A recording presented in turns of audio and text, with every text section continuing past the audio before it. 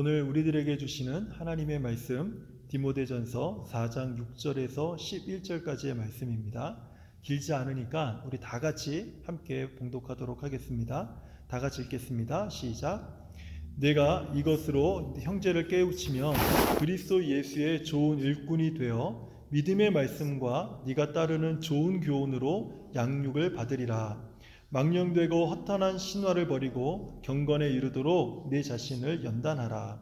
육체의 연단은 약간의 유익이 있으나 경건은 범사에 유익하니 금생과 내생에 약속이 있느니라. 미쁘다 이 말이여 모든 사람들이 받을 만하도다.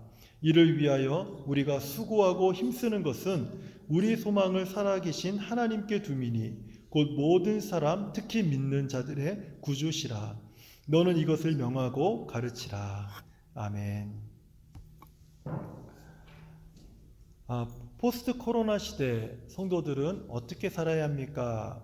제가 이 주제로 3주 전부터 주일날 말씀을 전하고 있습니다. 첫 번째는 하나님께 사로잡히는 성도가 되어야 합니다. 이렇게 말씀을 드렸고요. 지난주에는 열심을 품고 주를 섬기는 성도가 되어야 합니다. 이렇게 말씀을 드렸습니다. 이제 오늘은 세 번째로 경건한 삶을 훈련하는 성도가 되어야 합니다. 이 말씀으로 함께 하나님의 말씀을 제가 전하도록 하겠습니다. 많은 분이 그러시겠지만 저 역시도 시간이 나면 유튜브 방송, 한국 뉴스, 그리고 이런저런 세계 방역의 소식과 경제 동향 등에 귀를 기울이면서 계속 어떤 정보들을 제가 살피고 있습니다. 제가 지난주에 접한 소식 중에 몇 가지 제게 관심을 끌었던 소식들이 좀 있었습니다. 하나는 어떤 한 국가에서 우리는 코로나19를 100% 극복했습니다. 이렇게 발표를 한 내용을 봤습니다. 신뢰가 좀 많이 떨어지는 발표여서 좀 아쉽기는 했지만, 반면에 한국은 이제 확진자 0명 시대를 열었다라는 반가운 소식도 제가 듣게 되었습니다. 다음에 제가 관심을 가졌던 소식 중에 하나는 코로나19 바이러스 백신 개발을 위한 맨하튼 프로젝트를 시작했다라는 이런 소식이었습니다. 이 맨하튼 프로젝트는요, 원래 그 의미가 2차 세계대전 당시에 미국이 주도해서 영국과 캐나다가 공동으로 참여했던 프로그램이었는데, 이 맨하튼 프로젝트의 목적은 핵폭탄을 만드는 것이 이 맨하튼 프로젝트의 가장 목적이었습니다. 그런데 이번에는 코로나19 바이러스 백신 개발을 위해서 이 맨하튼 프로젝트를 다시 시행한다라는 그런 소식을 듣게 되었습니다. 미국 내의 억만장자와 과학기술자들이 모여서 이 프로젝트를 진행하고 있다라는 그런 소식을 이제 듣게 됐죠. 그리고 제가 또 한 가지 들은 소식은 지난주에 한국질병관리본부에서 한 발표를 듣고는 제가 이 소식을 듣고는 좀 깊은 생각에 좀 잠기게 되었습니다. 그리고 이 발표는 사실 오늘 설교를 준비하는 제게 아주 큰 영향을 주기도 한 발표이기도 합니다. 한 보도의 내용을 제가 읽어드리겠습니다. 세계 각국이 우리는 승리했다라고 선언하는 중에 한국 방역당국은 현재 가장 큰 위험 신호는 방심이다 라고 하며 우리는 2차 웨이브를 준비하고 있다고 이렇게 발표를 했습니다. 그러니까 현재 가장 큰 위험 신호는 방심이다. 저는 이게 코로나19를 극복했다는 그 어떤 축하의 소식보다 이 방심하지 말라, 지금 이 시기에 방심하지 말라고 하는 이 말이 사실 가장 크게 들렸습니다. 사실 이 방심하지 말라고 하는 이 경고는요, 우리 신앙생활에서도 굉장히 중요한 메시지라는 생각이 듭니다. 방심하지 말라, 방심하지 말라. 그리고 방심하지 않고 모든 위기 상황을 대처할 수 있는 방법은 무엇인가? 그것은요, 평소에 훈련을 잘 해놓으라는 것이죠. 우리가 평소에 이 방역에 대한 훈련을 평소에 잘 해두면 그러면은 우리가 자연스럽게 방심하지 않고 어떤 위기 상황이나 돌발 상황을 대비할 수 있다는 것입니다. 운동 연습을 하는 선수들에게 코치들이 자주 사용하는 말이 있습니다. 근육이 기억할 때까지 훈련하라. 근육이 기억할 때까지 훈련하라. 그러면 갑작스러운 돌발 상황이나 위기 상황에서도 그 동작이 나도 모르게 무의식적으로 이렇게 나온다는 것입니다. 사실 우리가 방심하지 않으려면 근육이 기억할 때까지 우리가 이것을 훈련할 때 자연스러운 우리의 일상생활이 될 수 있다는 뜻이죠. 사실 이것은요, 근육이 기억할 때까지 훈련하라. 이것은 우리 영적 삶에도 적용되는 아주 중요한 영적 원리라고 저는 생각을 합니다. 우리가 경건을 훈련하지 않는다면 이 세상에서 밀려오는 수많은 죄악의 유혹을요, 우리는 이길 수가 없습니다. 우리를 미혹하는 온갖 사상들은 이 세상에 얼마나 많이 있습니까? 요즘 빅브라더 이야기도 나오고요, 세계 정부 이야기도 나오고요, 온갖 음모론에 거기에 온갖 종교의 영들까지 합세해서 우리의 생활과 생각들, 마음들을 사로잡고 얽매이게 하는 것들이 얼마나 많이 있습니까?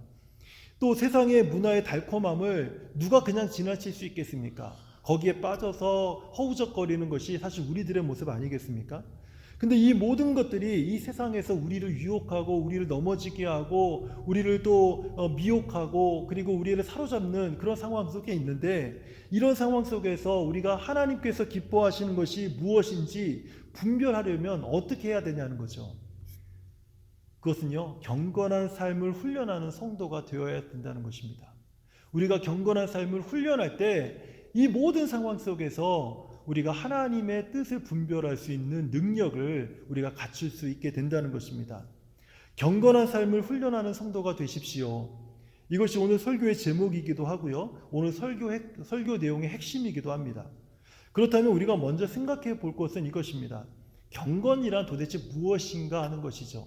경건이란 무엇인가? 사전적 의미를 보면 이렇습니다. 경건은요, 헬라어 단어로 유세베이안이라고 이렇게 사용하고 있습니다. 이 단어는요, 세상에 속한 마음을 끊고 오직 하나님께 자기를 맡기는 마음이다, 이렇게 말합니다. 내면적인 것을 이야기하고 있는 것이죠. 그리고 이어서 이렇게 말을 하고 있어요. 그리고 태도, 그런 마음, 내면적인 태도를 따라서 하나님을 기쁘시게 하려고 하는 생활입니다, 이렇게 설명하고 있더라고요. 그러니까 이제 내면적인 것뿐만 아니라 외면적인 어떤 생활 태도에 대해서도 이야기하고 있는 것입니다. 그리고 또 이어서 얘기하는 것이 참 중요하게 보입니다. 말씀에 충실하려는 마음과 생활이 경건입니다, 이렇게 사전에 기록되어 있더라고요. 말씀에 충실하려는 마음과 생활입니다. 그러니까 내면적인 것을 이야기하고 그다음에 외면적인 태도를 이야기하고 그리고 이런 경건의 내용을 지금 이야기하고 있는 것이죠. 경건한 삶을 가장 잘 보여주는 것은요, 마태복음 26장 39절에 나오는 겟세마네 동산의 예수님의 기도입니다. 제가 지금 경건에 대한 정의를 말씀을 드렸는데 이것을 가장 잘 보여주는 것이 예수님의 기도입니다. 예수님이 겟세마네 동산에서 이렇게 기도하셨죠. 내 아버지여, 할만하시거든 이 잔을 내게서 지나가게 하옵소서. 그러나 나의 원대로 마시옵고 아버지의 원대로 하옵소서. 이 예수님의 기도의 핵심이 무엇입니까? 내가 간절히 원하는 것이 있습니다. 내가 하고 싶은 것이 있습니다. 내가 정말 필요로 하는 것들이 있습니다. 내가 살아가는 것들이 있습니다. 그러나 내가 원하는 것보다는 하나님이 원하시는 것을 제가 따르겠습니다. 하나님이 원하시는 일을 제가 따르는 삶을 살겠습니다. 이게 지금 예수님의 기도의 핵심이지 않습니까? 바로 이것이 경건이라는 것입니다. 그래서 오늘 본문 10절은요, 이 경건에 대해서 우리에게 이렇게 말씀하고 있습니다. 오늘 본문 10절을 보면 이를 위하여 우리가 수고하고 힘쓰는 것은 우리 소망을 살아계신 하나님께 두미니, 이렇게 말하고 있어요. 우리 소망을 살아계신 하나님께 두는 것, 이것이 경건이라는 것입니다.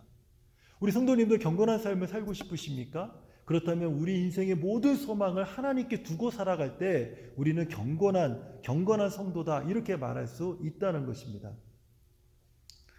오늘 본문의 8절과 9절은요, 그렇다면 우리는 왜 경건을 훈련해야 되는가, 그 이유에 대해서 잘 말씀해 주고 있습니다. 8절을 보면 육체의 연단은 약간의 유익이 있으나 경건은 범사에 유익하니 금생과 내생에 약속이 있느니라. 미쁘다 이 말이여 모든 사람들이 받을 만하도다. 모든 사람들이 받을 만한 아름다운 그 말씀을 이야기하고 있는데 그것이 무엇이냐면 우리가 경건을 훈련해야 되는 이유에 대해서 이야기하고 있는 것이죠. 우리의 건강한 삶을 위해서 우리가 노력하기도 하고 때로는 멋있는 몸매, 멋진 근육을 만들기 위해서 막 그 웨이트도 하고요. 또 다이어트도 하고 막 그러지 않습니까? 이것이 우리의 육신의 훈련인 것이죠. 이것이 얼마나 우리들에게 유익합니까? 건강을 위해서 이렇게 하는 것은 지극히 당연한 것이고 혹시 안 하고 있는 분들이 계신다면 이거 좀 하시는 것도 참 도움이 많이 됩니다. 그런데 경건의 훈련이요, 이 육신의 훈련보다도 더 유익하다 이렇게 오늘 성경이 말씀하고 있죠. 경건의 훈련은 어디에 유익하냐면 범사에 유익하다. 범사라는 말은요, 모든 일에 유익하다라는 것입니다. 학생들은 공부하는 일에 유익하고요. 우리 어른들은 사회생활하는데 유익한 것입니다. 우리 가족들은 가정생활하는데 경건이 굉장히 유익하다라는 것이에요. 모든 일에 경건의 훈련은요, 유익을 준다는 것입니다. 그리고 심지어는요, 이 경건의 훈련은 우리가 살아있을 때에도 유익한 것뿐만 아니라 죽은 후에도 이 경건의 훈련은 유익하다. 이렇게 오늘 성경이 말씀하고 있습니다. 그래서 한 신학자는 경건에 대해서 이렇게 말합니다. 경건이야말로 이 세상에서 저 세상으로 가져갈 수 있는 유일한 가치이다. 이 세상과 죽은 후의 세상에 그 유일한 가치가 있다면 그것은 경건이다. 이렇게 지금 이야기하는 것이죠.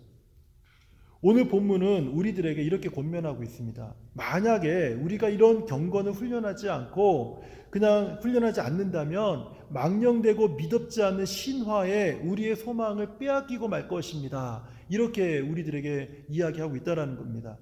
이게 무슨 말인가 하면 당시의 율법자들은요, 당시의 율법 교사들은 허탄한 신화와 끝없는 족보에 몰두하고 있었습니다. 그래서 바른 복음을 가르치기보다는 변질된 다른 복음을 가르치고 있었던 것이죠. 여기서 끝없는 족보라고 하는 것은 뭐 족보 우리가 잘 알고 있는 거 아닙니까? 이 족장의 후손과 어떤 가계도 이것을 족보라고 하잖아요. 근데 이 족보에 얼마든지 조상들의 영웅적인 스토리를 더할 수 있다라는 것이죠. 그래서 이 족보의 조상들의 전설적인 영웅담이나 또는 하나님이 행하신 놀라운 기적 같은 이야기를 신화로 만드는 것, 있지 않는데 있는 것처럼 만드는 어떤 가상의 스토리죠.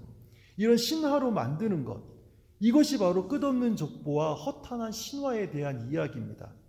이 당시 AD 60년에서 AD 70년경에는요, 당시에 지배하고 있었던 문화가 그리스 문화였습니다. 우리가 헬라 문화라고 이렇게 말을 하죠. 그런데 이 그리스 문화가 대세였는데 율법 선생들은 그 당시 유대인들이 이 그리스 문화에 물드는 것을 막기 위해서 율법의 가치를 높여야만 했습니다. 그러다 보니까 이 율법에다가 신화와 끝없는 이 족보에 대한 이야기를요, 과장을 해서 재구성한 이야기를 율법에다 더해버렸습니다. 그러니 이 율법이 하나님이 원래 주셨던 본래의 의도보다는 이것이 다르게 막 변질되기 시작한 거였어요. 그런데 문제가 무엇인가 하면 바로 예수님의 복음이 아닌 이런 율법을 또 다른 복음을 허탄한 신화와 어떤 족보의 이런 끝없는 족보의 영향을 받은 사람들의 그 모습을 가만히 보니까 이 사람들이 교회 안에서 날마다 예수님의 은혜로 하나님의 말씀으로 성숙하고 성장하는, 그리고 복음을 전하는 증인의 삶을 사는 것이 아니라 날마다 교회 안에서 매일같이 논쟁하고 서로 싸우고 자기가 옳다고 네가 틀렸다고 하면서 이렇게 매일같이 싸우는 겁니다. 그래서 오늘 성경이 우리들에게 주는 교훈은 이것들을 피하고 이것들을 버리라, 이렇게 말씀을 하고 있는 거예요. 사실 이런 일이 우리 신앙생활에도 자주 일어나고 있지 않습니까? 오늘날 많은 교회가 신앙의 본질을 지키기보다는 다른 지역적인 일들로 인해서 얼마나 많이 갈등이 일어나고 있습니까? 심지어는요, 교회가 분열되기까지 하잖아요. 뭐 지금 사회라고 별반 다를 게 있습니까? 지금 코로나19 이런 시기를 보내면서 세계 각국에서 온갖 뉴스들이 나오고 있는데 그 보도들을 가만히 듣다 보면 가짜 뉴스가 많아요. 거짓 뉴스가 얼마나 많은지 모릅니다. 결국 이런 것들이 사회 혼란을 더 가중시키는 거 아니냐는 거예요. 잘못된 것, 진실을 말하지 않고 잘못된 것들이 이 세상에 많아지기 시작할 때 우리를 더 혼란스럽게 만든다는 것입니다.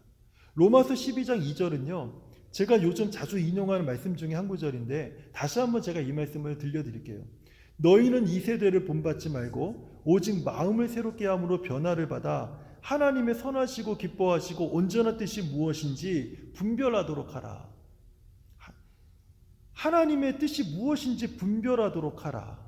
하나님의 선하신 이런 시대에 하나님의 선하신 뜻이 무엇이겠습니까? 하나님의 기뻐하시는 뜻이 무엇이겠습니까? 하나님의 온전한 뜻이 무엇이겠습니까? 이것을 분별하라는 거예요. AD 60년에 살았던 성도들에게도 똑같이 이야기를 하고 있는 것입니다. 너희들이 허탄한 신화와 그리고 끝없는 족보와 잘못된 그 변질된 복음을 들으면서 살아가고 있는데 하나님의 뜻이 무엇인지 분별하라는 것입니다. 오늘 우리에게도 마찬가지죠. 이 세대에서 또는 포스트 코로나 시대에서 하나님의 뜻이 무엇인지 분별하면서 살라는 것입니다. 그러면 우리가 어떻게 이런 시대에 막 거짓 뉴스, 가짜 뉴스, 온갖 사상들이 난무하는 이런 시기에 우리가 어떻게 하나님의 뜻을 분별하면서 살 수 있겠냐는 거예요. 그것은요, 우리가 경건한 삶을 훈련할 때 분별할 수 있게 된다는 것입니다. 제가 앞에서 경건에 대해서 말씀을 드리면서 우리가 경건을 훈련해야 하는 이유는 우리의 소망을 살아계신 하나님께 두기 위해서입니다. 이렇게 말씀을 드렸죠. 이 포스트 코로나 시대에 하나님의 뜻을 분별하는 성도가 되길 원하십니까? 하나님께 소망을 둔 성도가 되기를 소망하십니까? 그렇다면 경건한 삶을 훈련하는 성도가 되시기 바랍니다.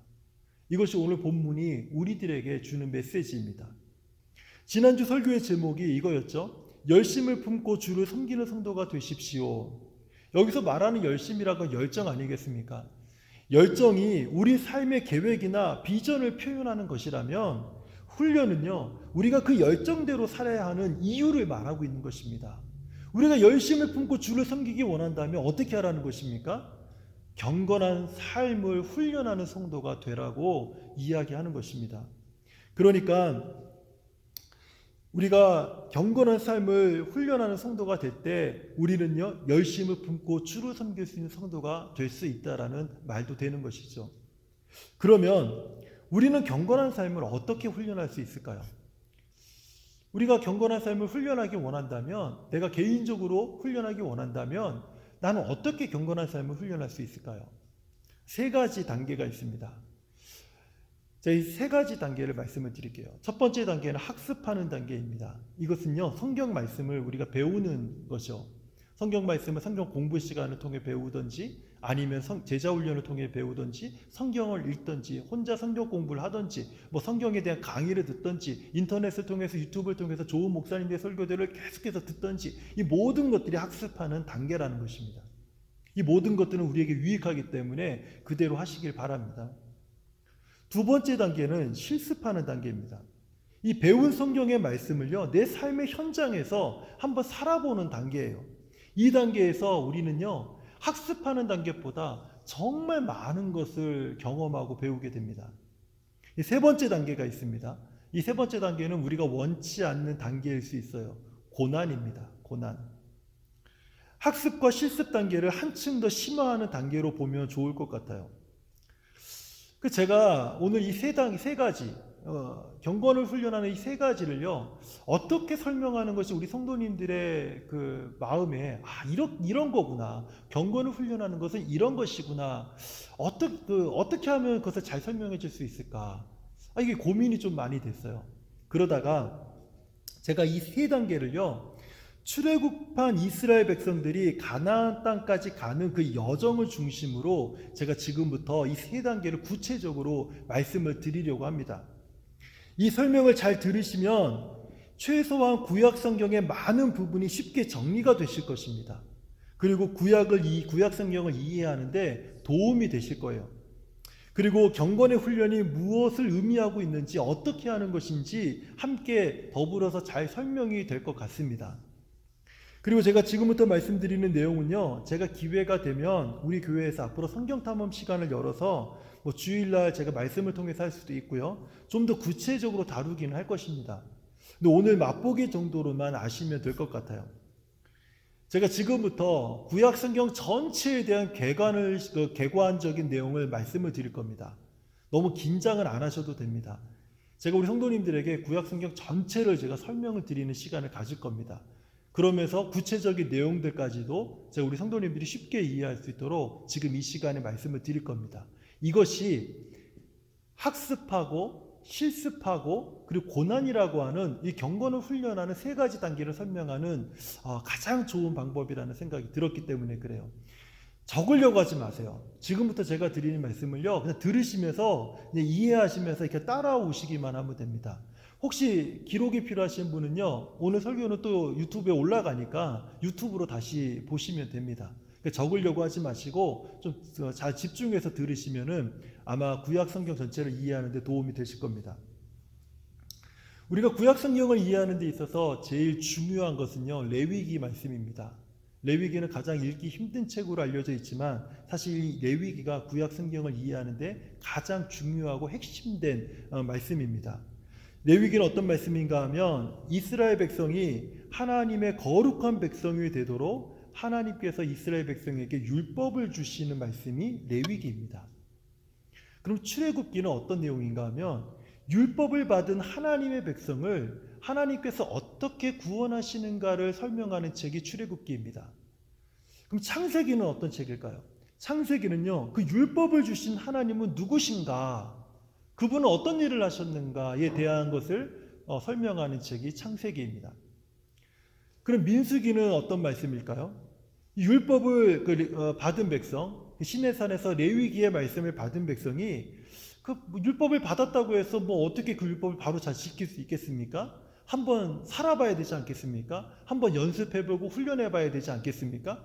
그래서 율법을 받은 백성이 광야에서 한번 연습으로 그 율법대로 살아보는 과정을 쓴 책이 민수기입니다. 신명기는 어떤 말씀인가 하면 이스라엘 백성이 한번 이제 광야에서 그 레위기의 말씀을 가지고 한번 살아봤습니다. 엉망이었죠. 난리가 났습니다. 완전히 실패했어요.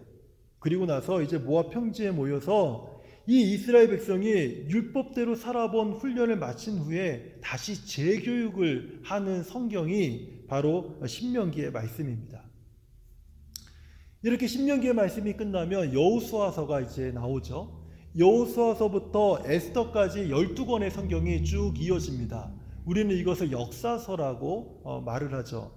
이 역사서는 어떤 책인가 하면 이스라엘 백성들이 이제 율법을 가지고 민수기에서 한번 살아보지 않았습니까? 그리고 신명기에서 재교육도 받았죠. 이제 여호수아부터는요, 이 레위기의 말씀을 가지고 실제로 살아가는 것입니다. 실제로 살아가는 거예요. 그 말씀에 따라서 순종하면 복을 받고 불순종하면 하나님의 징계를 받는 그 생생한 삶의 현장, 경건한 삶을 그대로 살아가는 그 삶의 현장을 보여주는 게 역사서입니다. 그것이 여호수아부터 에스더까지의 말씀이에요. 그런데 이 역사서를 중심으로 해서 한번 이 화면을 잘 보세요. 이 역사서를 중심으로 해서 위쪽으로 제가 말씀을 드릴게요. 이렇게 위로 타원형을 그린다면 역사서의 말씀을 이제 역사서에서 성도들이 이제 백성들이 삶을 살아갑니다. 레위기의 말씀을 가지고 쭉 살아가는데 순종했더니 그 말씀에 순종했더니 하나님이 은혜를 주시고 하나님이 복을 주시고 하나님께서 번성케 하십니다. 그래서 찬양하고 기쁨으로 감사의 노래들이 흘러나오는 것이 위에 역사서 위에 타원형을 그렸던 시가서라는 것들입니다. 이게 바로 욥기, 시편, 잠언서, 아가서, 전도서 5권의 책이 바로 그 시가서, 이런 순종했더니 하나님의 복으로 말미암아 찬송하고 기뻐하고 감사한 그 모든 내용들이 기록된 성경입니다. 그런데 역사서에서 이 백성들이 말씀을 가지고 살아봤더니 꼭 순종만 했던 것은 아닙니다. 불순종하고 원망하고 불평하고 하나님을 버리고 신앙을 버리는 이 불순종의 행동들을 수없이 많이 반복을 했죠. 그때 하나님께서 징계하십니다. 그래서 이 역사서의 이제 아래쪽을 보서 이렇게 타원형을 그려볼게요. 이 아래쪽에 무엇이 나오냐면 선지자들이 등장을 합니다. 이것을 우리는 선지서라고 말합니다. 대선지서 5권, 소선지서 12권, 17권의 선지서가 이제 밑에 나오게 되죠. 이 선지서는요, 율법을 어기고 불순종의 길을 걸을 때 하나님께서 책망과 징계를 받게 되는데 이때 선지자들을 보내서 하나님의 메시지를 전합니다. 그래서 이 선지자들이 메시지를 전하는데 이렇게 전해요. 이 메시지는 한 가지입니다. 하나님의 말씀으로 돌아오라. 여호와께로 돌아오라. 그렇지 않으면 역사서에서 살고 있는 그 가나안 땅, 하나님이 주신 축복의 땅에서 너희가 쫓겨나리라. 이것이 선지자들이 외친 하나님의 메시지입니다. 그리고 세례 요한이 오기까지, 에스더까지가 이제 구약의 역사가 끝나고 세례 요한이 오기까지 400년의 침묵 시대를 맞이하게 됩니다. 자, 제가 구약에 대한 전체 스토리를 제가 다 말씀을 드렸습니다. 어떻게 좀 이해가 되세요? 네? 우리 윤정희 집사님이 이해가 되신다고 합니다. 이게 구약 전체의 개관이에요. 그러면 우리가 잘 아는 모세는요, 이 구약 성경 39권 중에서 5권의 책을 썼죠. 그 제가 앞에 처음에 말씀드렸던 5권의 책, 창세기, 출애굽기, 레위기, 민수기, 신명기를 모세가 써서 모세의 오경이다, 이렇게 말을 하고요. 그리고 이 구약의 이 5권의 책이 구약의 율법을 기록하고 있어서 율법서다, 이렇게 우리가 말을 합니다. 그러면 제가 앞에 출애굽한 이스라엘 백성들이 시내산을 거쳐서 가나안 땅까지 들어가는 여정을 통해서 훈련의 3단계를 말씀드린다고 하지 않았습니까? 그러면 제가 이제 창세기부터 여호수아 그 앞에까지, 여호수아까지를 제가 이제 말씀을 드릴 겁니다. 우리 성도님들은요, 지금부터 창세기부터 여호수아까지 성경 공부를 지금 저랑 같이 하시게 될 거예요. 제가 부탁드리는데 기록하지 마세요. 그냥 들으시면 됩니다. 자, 먼저 창세기입니다. 창세기는요, 모든 것의 시작을 알려주는 성경입니다. 창세기는요, 이렇게 요약이 됩니다. 뭐 따라서는 한번 해보세요. 내 사건, 내 인물. 창세기 끝났습니다. 창세기 50장 전체는 내 사건과 내 인물로 구성되어 있어요. 이게 끝났어요. 좀 아쉽죠? 제가 빨리 한번 보여드릴게요. 이 창품 도대체 내 사건은 뭐고 내 인물은 뭘까요? 제가 빨리 한번 보여드릴 테니까 웃지 마시고 한번 잘 따라서 하셔도 괜찮습니다. 보세요. 창조, 타락, 홍수, 민족들, 그리고 4,000년의 시간이 지나서 네 사람, 아브라함, 믿음, 이삭, 순종, 야곱, 씨름, 요셉, 꿈, 총리. 이게 창세기 전체 내용이에요. 이제 출애굽기입니다. 출애굽기는요, 430년간 노예 생활을 했던 이집트에서 이제 탈출하는 그 과정을 설명하고 있는 책이죠. 그래서 그 요셉이 죽은 이후에 400년이 지나갑니다. 400년이 지나는데 누가 나오죠? 모세가 나옵니다. 그리고 모세가 내 백성을 보내라 라고 바로에게 말하죠. 바로가 안 돼 라고 얘기하니까 하나님이 10재앙을 보내셔서 결국 출애굽을 나갑니다. 그리고 홍해 앞에 있을 때 홍해를 가르셔서 마침내 시내산까지 인도하시고 시내산에서 율법을 받게 되죠. 이게 출애굽기의 내용입니다. 그러면 이제 레위기로 가볼게요. 레위기는 시내산에서 이스라엘 백성들이 받은 율법을 기록한 책입니다. 이 레위기는요, 이렇게 정리할 수 있어요. 5제사 7절기. 예, 끝났습니다. 레위기는 이걸로 끝이에요. 레위기는 5가지 제사와 7가지 절기로 구성되어 있는 책입니다. 좀 더 궁금하시죠? 5가지 제사는요, 번제, 소제, 화목제, 속죄제, 속건제라고 하는 제사가 있습니다. 7가지 절기는요, 유월절, 무교절, 초실절, 치친절, 나팔절, 속죄일, 초막절, 이렇게 7가지가 있어요. 그러면 5가지 제사는 뭔가 하면 하나님께 나아오는 방법을 이야기하고 있는데 피 흘림이 없이는 하나님께 나올 수가 없다라는 것입니다. 그리고 7가지 절기는요, 무엇을 의미하냐면 하나님과 동행하는 방법을 얘기하는데 그 하나님과 동행하는 방법은 거룩이다, 이렇게 이야기하는 거예요. 자, 이제 민수기 말씀을 볼게요. 민수기는요, 이스라엘 백성들이 광야에서 이제 방황하는 그 과정을 기록한 책입니다. 민수기는 영어로 넘버스라고 이야기해요. 숫자이죠. 그래서 민수기는 처음에 인구조사를 합니다. 그리고 12 정탐꾼을 이렇게 보내요. 가데스 바네아에서. 그런데 거기서 그 불신앙의 모습 때문에 40년간 광야에서 방황을 합니다. 그리고 나서 다시 2번째 인구조사로 민수기는 그 내용이 끝납니다. 신명기죠. 그 광야에서 40년간 방황하고 이제 신명기 모압 평지에 와서 모세에게 두 번째 재교육을 받는 책이죠. 이 신명기는요, 그 두 번째 율법 그리고 모세의 죽음, 이걸로 끝나는 책이에요. 이제 제가 모세 오경 5권까지 설명을 다 드렸습니다. 어떻게 좀 다 이해되셨나요? 이제 여기서 이제 이스라엘 백성들이 가나안 땅으로 들어가지 않습니까? 여호수아죠. 여호수아는 군대 장관이잖아요. 그래서 여호수아, 가나안 정복 끝. 그 다음에 땅 분배로 끝나는 책이에요. 자, 어떻습니까? 제가 창세기부터 여호수아까지를 다 설명을 드렸어요. 이것을 뭐라고 하냐면요, 제가 앞에 말씀드렸던 학습이라고 하는 단계입니다. 우리 성도님들이 지금 저에게 성경의 전체적인 그 창세기부터 그 구약 성경 전체의 개관과 창세기부터 여호수아까지의 말씀을 간략하게 들었습니다. 근데 쉽게 좀 잘 이해가 되셨나요? 이것을 우리는 학습이라고 합니다. 자, 그러면 실습이라고 하는 것 또는 체험이라고 하는 단계를 제가 좀 설명을 드려볼게요. 민수기는 인구조사, 그리고 40년간의 방황, 그리고 두 번째 인구조사로 끝나는 책이라고 말씀을 드렸죠. 이스라엘 백성들이 출애굽을 해서 나왔을 때 시내산에 이르기 전까지는 레위기의 말씀을 받기 전이었습니다. 그래서 원망하고 불평해도요, 하나님이 그들을 징계하거나 그들을 심판하는 일을 갖지 않았어요. 왜냐하면 기준이 없었기 때문에. 그런데 이스라엘 백성들이 시내산에서 1년간 레위기의 말씀을 받았을 때 그때부터는 하나님의 소유된 백성, 거룩한 백성으로 살아가야 될 지침이 생긴 것입니다.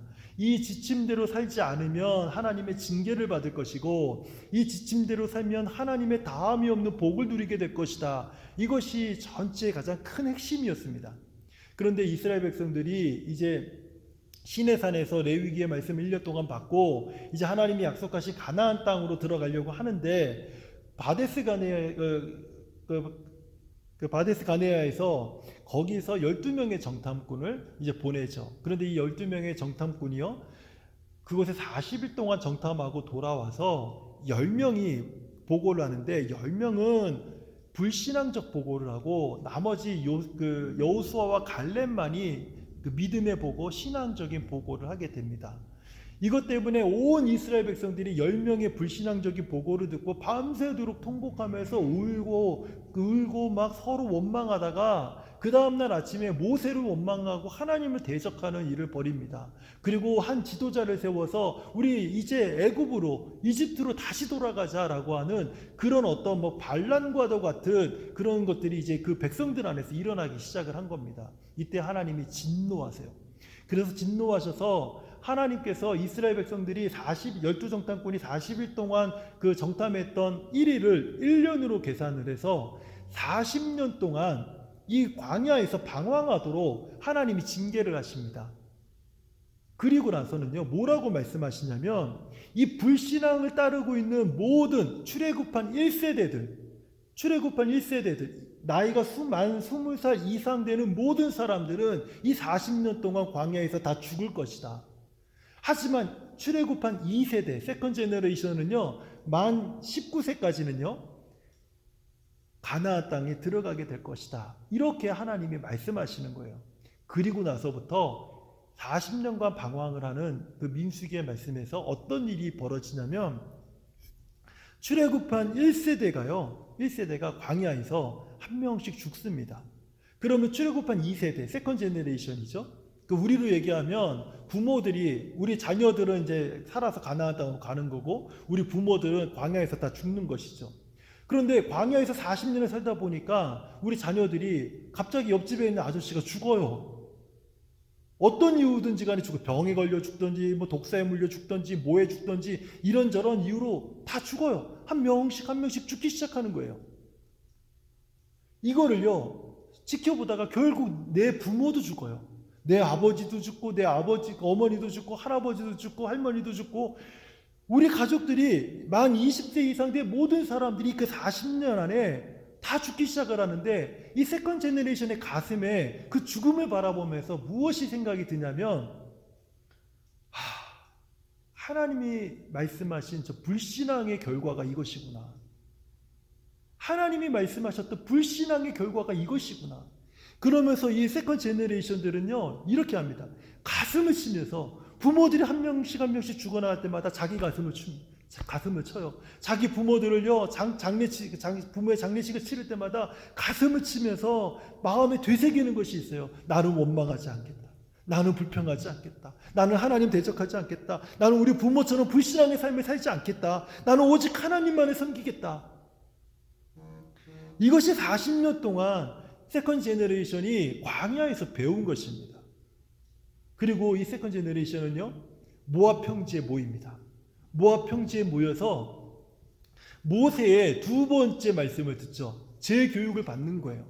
그곳에서 살아남은 세컨 제너레이션들이 무엇을 듣냐면 두 가지 말씀을 들어요. 너희는 여호와 하나님을 사랑해라. 여호와 하나님을 사랑해라. 이것이 가장 첫 번째 되는 계명이다. 그리고 두 번째는 예수님이 말씀하신 것처럼 그 이웃을 사랑해라. 이 계명의 말씀을요 세컨 제너레이션들이 모압 평지에서 듣고요 그리고 가나안 땅을 바라보는 겁니다. 가나안 땅을 바라봐요. 우리 성도님들 이스라엘 땅을 가보신 분은 아시겠지만 만약에 안 가보셨다면 상황이 좀 이해가 안 되실 거예요. 사실 요단강은요 이 성전 우리가 예배드린 성전 이 저쪽 벽 끝에서 벽 끝 정도밖에 그 정도밖에 안 되는 되게 작은 강입니다. 그런데 이쪽 동편에 모압 평지가 동편에 있는데 이렇게 돌아서 저쪽을 보게 되면요 가나안 땅이 보여요. 직접 눈으로. 그런데 놀라운 사실은 그 땅은 약간 황량한 땅입니다. 그러나 지금 모압 평지에 머물러 있었던 이스라엘 백성이 있었던 땅은요 아주 푸른 땅이에요. 한번 제가 여쭤볼게요. 세컨 제너레이션들에게 너희들 이제 저 요단을 건너가라. 하나님 주신 가나안 땅을 정복해라 그랬는데 지금 자기들이 모여있는 그 땅이 더 기름지고 더 부유한 땅이에요. 성도님들 건너가시겠습니까? 아니면 저 땅을 그 요단을 건너서 그 땅에서 전쟁을 치르시겠습니까? 아니면 이 땅에서 평안하게 사시겠습니까? 세컨 제너레이션들은요 여호수아가 그 백성들에게 일어나 요단을 건너자라고 했을 때 모든 백성들은 다 일어나서 그 요단을 건너갑니다. 왜 건너갔을까요? 기름지고 좋은 땅을 두고 왜 전쟁을 해야 되는 땅으로 넘어갔을까요? 그 이유는 딱 한 가지예요. 광야 40년 동안 이 세컨 제너레이션이 실습한 게 있어요. 그게 무엇입니까? 나는 원망하지 않겠다. 나는 불평하지 않겠다. 나는 하나님의 말씀에 불순종하지 않겠다. 나는 오직 하나님만을 섬기고 하나님만을 사랑하겠다. 이것이 그 40년이라는 시간 동안에 세컨 제너레이션들에게 가슴에 새겨질 거예요. 그래서 그 백성들이 요단을 건너가게 된 것입니다. 자, 여기까지 제가 말씀을 드렸는데 첫 번째는 우리 학습을 있습니다. 학습, 경건의 훈련을 하는 학습. 그것은 우리가 배우는 것이죠. 두 번째는요.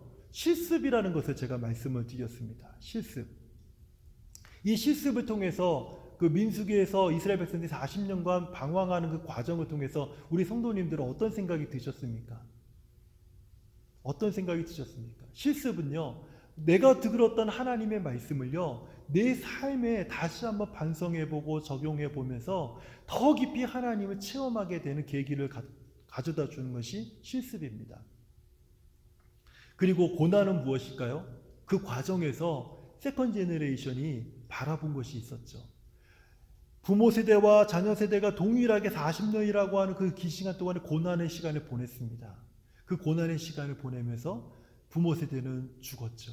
그러나 자녀 세대는 죽어가는 부모 세대를 바라보면서 그 믿음과 신앙을 더 굳건하게 만드는 계기가 됐다라는 거예요. 우리 삶에서 고난이 다가올 때가 있지만 그 고난은요 우리에게 유익이 된다는 것입니다. 경건의 삶을 살아가는데 우리에게 큰 유익이 될 때가 많다라는 거예요. 고난이 있지 않으면 우리가 더 깊이 하나님을 사랑하고 더 깊이 말씀에 순종하는 법을 배우지 못할 때가 더러 있다라는 것이죠. 세 가지를 좀 간접적으로 경험해 보셨기를 바랍니다. 학습과 실습, 그리고 그 안에 일어난 백성들의 고난을 보면서 우리가 무엇을 알 수 있습니까? 이게 경건한 삶을 훈련하는 방법입니다. 이게 경건한 삶을 훈련하는 방법이에요. 하나님께서 이스라엘 백성들을 경건한 삶을 훈련시키셨을 때 사용하셨던 방법이 바로 이것입니다. 우리 성도님들, 지금 이 시대에 우리에게 필요한 것은요, 경건한 삶을 훈련하는 성도들입니다. 지금 우리가 게으르고 나태한 모습으로 살아갈 때가 아니라는 것입니다. 열심을 품고 주를 섬기기 위해서 우리가 경건한 삶을 훈련해야 되는 때라는 거예요. 지금 이 시대를 우리가 자본주의 시대라고 말하고 있지 않습니까? 요즘 이 자본주의 시대를 평가하기를요, 이렇게 평가하더라고요. 무한 욕망주의 시대라는 거예요. 무한 욕망의 시대, 욕망이 끝이 없는 시대가 바로 자본주의가 낳은 모습이라는 것이죠. 이 무한 욕망의 시대를 사는 성도들에게 성경은요, 우리들에게 성도의 또 다른 이름으로 우리를 부르고 있습니다. 디모데전서 6장 11절과 12절 말씀에서 성도라 하지 않고 이렇게 부르고 있어요. 오직 너 하나님의 사람아, 오직 너 하나님의 사람아, 이것들을 피하고 의와 경건과 믿음과 사랑과 인내와 온유를 따르며 믿음의 선한 싸움을 싸우라. 영생을 취하라. 네가 이를 위하여 부르심을 받았고 많은 증인 앞에서 선한 증언을 하였도다. 오직 너 하나님의 사람아. 왜 하나님께서 우리의 이름을 이렇게 부르고 계실까요? 야, 지광이 목사, 성도 이렇게 부르지 않고 왜 성경은 오직 너 하나님의 사람아 이렇게 부르고 있을까요? 우리가 이 무한 욕망의 시대에 어떻게 살아야 하는지를 강조하기 위해서 이렇게 우리를 부르고 계시는 겁니다. 이 시대의 집사님, 장로님, 목사님 이렇게 불러서는 자각이 일어나지 않는다라는 거예요. 성경은 이렇게 말합니다. 오늘 예배드리는 우리 모든 성도님들에게 오직 너 하나님의 사람아, 이 무한 욕망의 시대에 이 세상의 욕망을 피하고 의와 경건과 믿음과 사랑과 인내와 온유를 따르라. 믿음의 선한 싸움을 싸우라. 영생을 취하라. 이것을 위하여 너희가 부르심을 받았다. 이것을 위하여 너희가 부르심을 받았다. 성도님들, 이것이 우리 사명입니다. 세상의 욕망을 버리고 의와 경건과 믿음과 사랑과 인내와 온유를 따르고 믿음의 선한 싸움을 싸우며 영생을 취하는 것, 이것이 우리 사명입니다. 이것이 성도의 사명입니다. 예수 믿는 모든 사람들의 사명입니다. 바로 이것 때문에 우리가 경건한 삶을 훈련해야 되는 것입니다. 저는 이제 우리 사랑하는 성도님들이 성경을 읽는 성도들이 되시기를 바랍니다. 우리 성도님들이 기도하는 성도님들이 되시기를 바랍니다. 이제 경건을 훈련하는 성도들이 되시기를 바라는 거예요. 오직 너 하나님의 사람아. 세상의 모든 욕망을 피하고 의와 거룩과 정결과 경건함을 따르라고 하는 이 하나님의 메시지에 우리가 부름을 받았다라는 것을 잊지 않기를 바랍니다. 그래서 우리 사랑하는 모든 성도님들, 오늘 이 말씀을 우리 가슴에 새기면서 이제 하나님의 사람으로서 합당한 삶을 함께 살아가면서 승리하는 저와 우리 모든 성도님들 되시기를 우리 주님의 이름으로 축원하며 부탁드립니다. 저희가 찬양했던 이 바다 같은 주의 사랑이라는 찬양이 있죠. 저는 이 찬양이 너무 가사가 마음에 깊이 와닿습니다. 우리 성도님들 이 찬양의 가사를 같이 좀 이렇게 묵상하시면서 찬양했으면 좋겠습니다. 그리고 하나님, 정말 제가 이 땅 가운데서 하나님의 사랑을 힘입어 정말 이 땅에 우리 주님의 복음의 증인이 되는 그런 삶을 살겠습니다. 이런 고백을 우리 함께 찬양하면서 찬양하고 또 기도하도록 하겠습니다.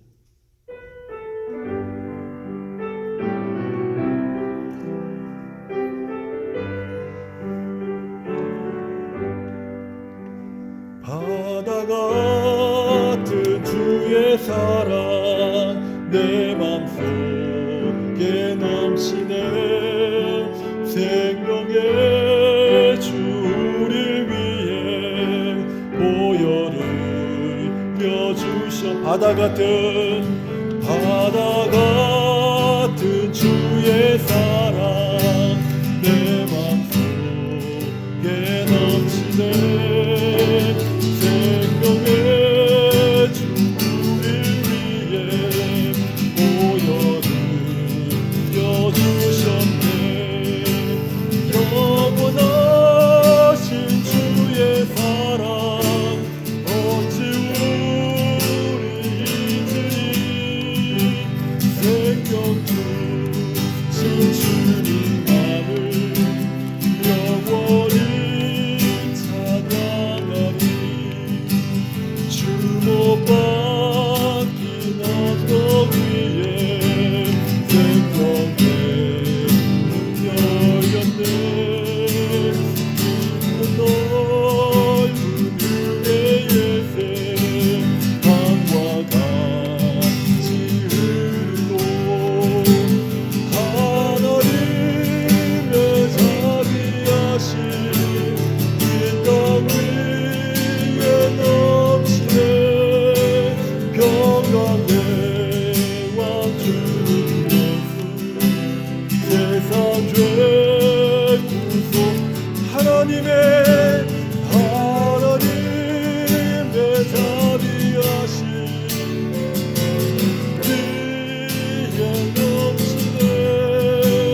평강의 왕 주님 예수 세상 죄 구속했네. 하나님의 자비와 긍휼이 무궁하시기 때문에 오늘 우리가 살아서 하나님을 예배하고 찬양할 수 있는 것입니다. 우리 성도님들 이 시간 우리 함께 말씀을 기억하면서 함께 기도하기 원하는 것은 먼저는 우리 가정과 우리 자신을 위해서 기도했으면 좋겠습니다. 하나님, 저와 우리 가정이, 우리 자녀들이 하나님 경건을 훈련하는 자들이 되게 하여 주십시오. 이제 다시 성경을 읽게 하여 주시고 다시 기도하는 자리를 찾게 하여 주시고 하나님을 예배하는 자리를 포기하지 않게 하여 주옵시고 내 삶의 소망을 하나님께 두는 제 인생이 되게 하여 주옵시고 우리 자녀들이 되게 하여 주옵시고 우리 가정이 되도록 하나님 축복하여 주시옵소서. 우리 같이 한번 기도하도록 하겠습니다. 하나님 아버지 감사합니다. 아버지 하나님, 우리가 오늘 말씀을 따라서 먼저 하나님 제 자신이 하나님 경건을 훈련하는 자가 되도록 하나님 아버지 힘주시고 도와주시기를 간절히 기도합니다.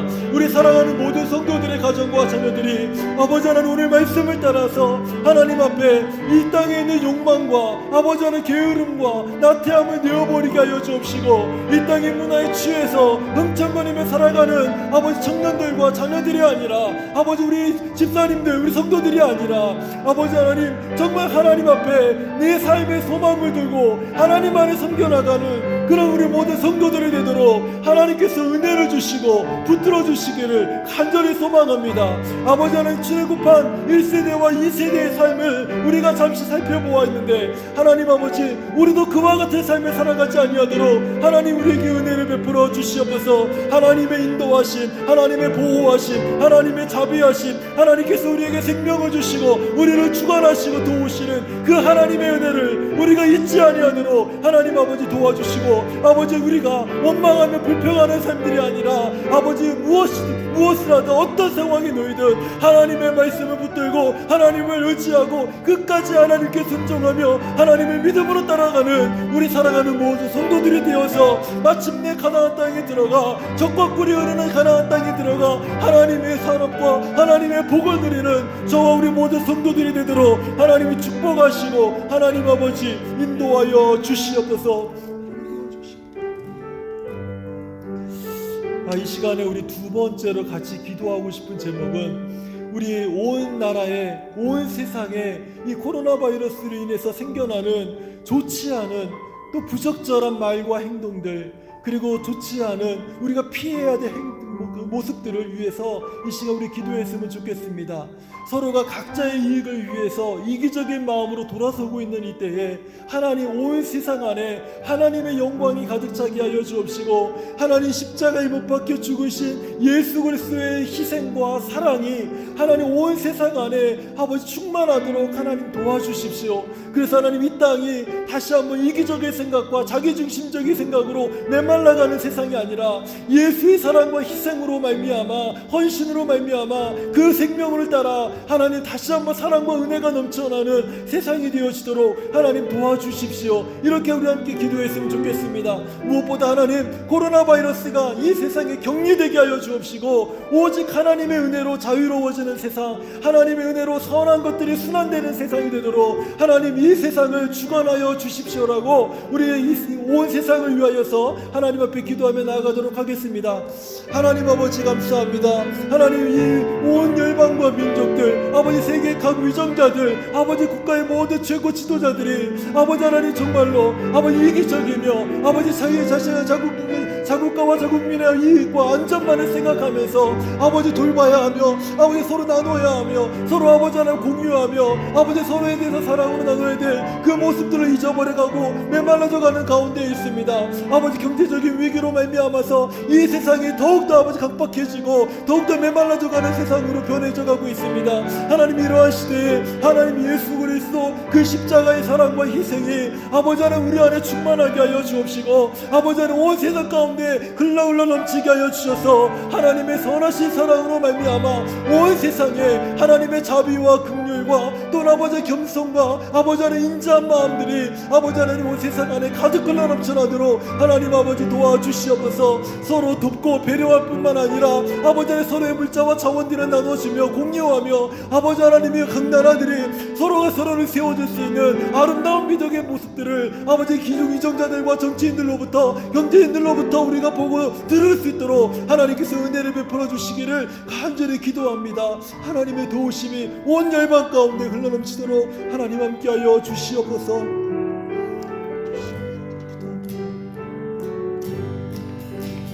주 못 박힌 언덕 위에 생명의 문 열렸네. 깊고 넓은 은혜의 새 강과 같이 흐르고 하나님의 자비하신 이 땅 위에 넘치네.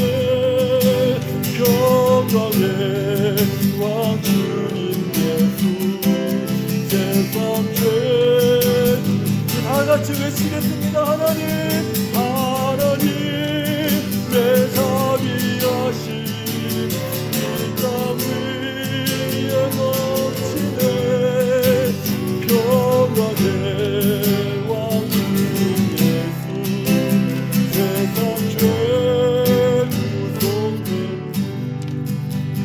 생명 주신 주님 나를 영원히 찬양하리.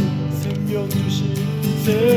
주신 주님 나를 영원히 찬양하리.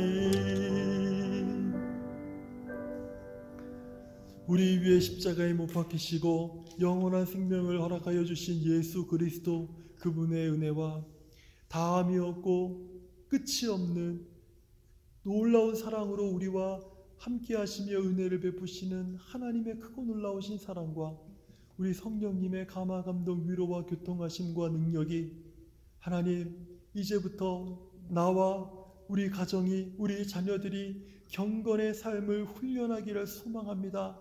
도와주십시오. 이렇게 간구하며 다짐하는 우리 사랑하는 성도들과 가정과 우리 자녀들 가운데 우리 사랑하는 청년들 가운데 그리고 에베네셀 교회 가운데 이제로부터 영원토록 함께 계실지어다. 아멘.